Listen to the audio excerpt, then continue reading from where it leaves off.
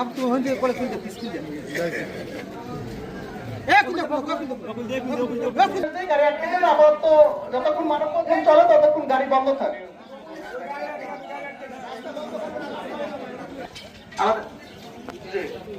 সভাপতি ফয়সাল শিকদারকে ষড়যন্ত্রমূলক মিথ্যা মামলায় আটক এই বিক্ষোভের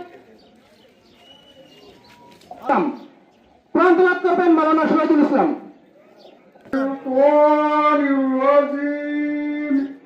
بسم الله الرحمن إنك لمن المرسلين কিছুদিন আগে প্রতিবদ্ধায় পর থেকে দেখেন একটু আশপাশে খেয়াল রাখতেন বাবা ফস করে ঢুকে গেলেন ছেলেটাই একটু আনন্দ মুখর কিন্তু এই ছেলেটাকে 10টা পর্যন্ত এখানে ছিল এই বাজারেই ফুটবল খেলা চলছিল খেলা দেখতে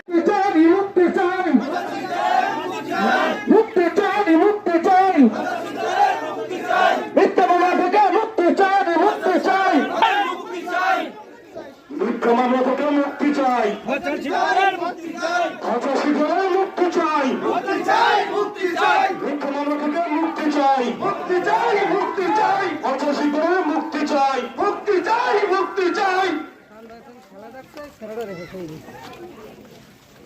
এবং আমাদের আকুল দাবি সুষ্ঠু তদন্তের মাধ্যমে এই ছেলেকে মিথ্যা মামলা থেকে অব্যাহতি দেওয়া হোক। এটাগুলো আমার এই জনগণের মনের দাবি এবং প্রাণের দাবি সত্য উদ্ঘাটন করা হোক। আসসালামু আলাইকুম। মামলা মিথ্যায় জড়ানো হয়েছে যে কচুবর্তা আসলে ফয়সাল শিকদার একজন সাংবাদিকতা করে আমরাও জানি এটা, কিন্তু পেশায় আসলে সে একজন সাংবাদিক এবং ভালো একটি ছেলে এবং সৎ ছেলে। আমার বয়স অভিলেখে আমি এক পর্যন্ত দেখি নাই যে ফয়সাল শিকদার কোন কিছুর লাগে জড়িত হয়েছে, কোন মারা মামলার সাথে জড়িত হয়েছে এবং কোন মানুষকে একটা মনে করেন থাবর পর্যন্ত দিয়েছে আমার লাইফে আমি এখন পর্যন্ত দেখি নাই।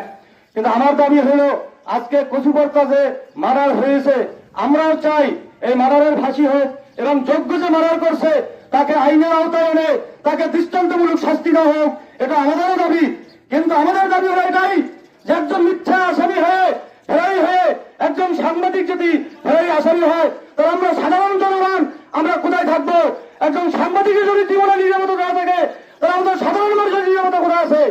আমরা বাংলাদেশ প্রশাসনের কাছে দাবি করি যে আসলে আপনারা সত্য উদ্ধারণ করুক।